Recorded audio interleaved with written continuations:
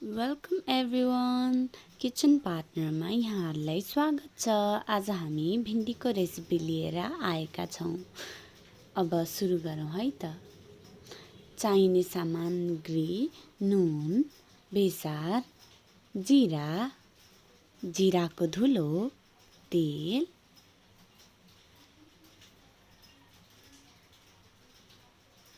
गोलभेडा, आलुलाई मैले यत्रो साइजमा काटेको छु, प्याज र खुर्सानी तपाईले धुलो वा हरियो पनि लिन सक्नुहुन्छ। यो हो भिन्डी। अब हामी पकाउन सुरु गर्छौँ।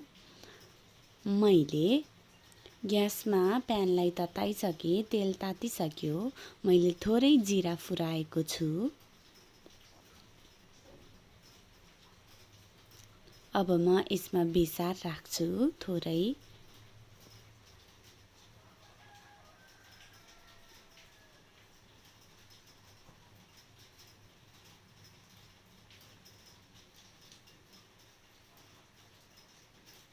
मैले थोरै लसुन राखेको छु। यो एडिसनल हो, राख्न पनि सकिन्छ, नराख्न पनि। तपाईले आफ्नो स्वाद अनुसार राख्न वा नराख्न सक्नुहुन्छ।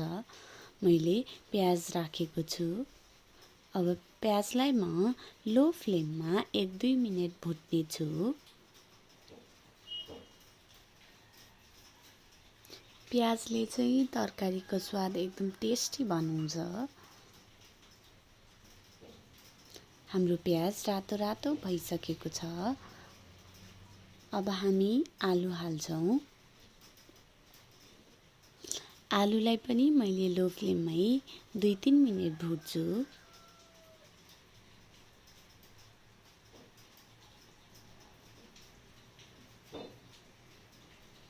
तपाईले मेरो अरू भिडियो हेर्न चाहनुहुन्छ भने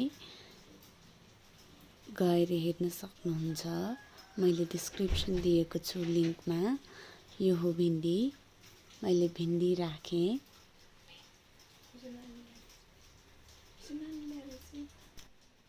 भिन्डी चाहिँ खानालाई पनि एकदम स्वादिष्ट हुन्छ र धेरै गाल्नु पनि हुँदैन भिन्डीलाई।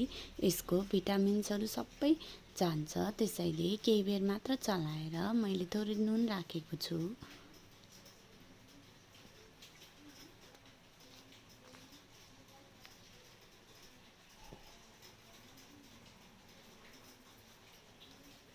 मैले केही बेर भिन्डीलाई चलाउँदै पकाएको छु।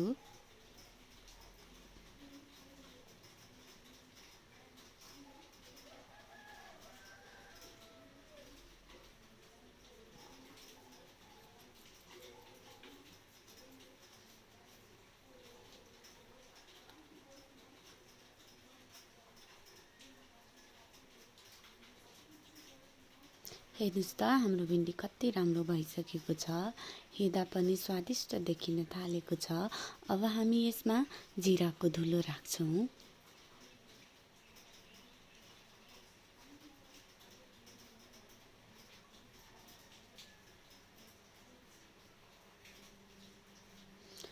जिराको धुलोलाई 2-3 मिनेट आगोमा पकाउन दिनुपर्छ।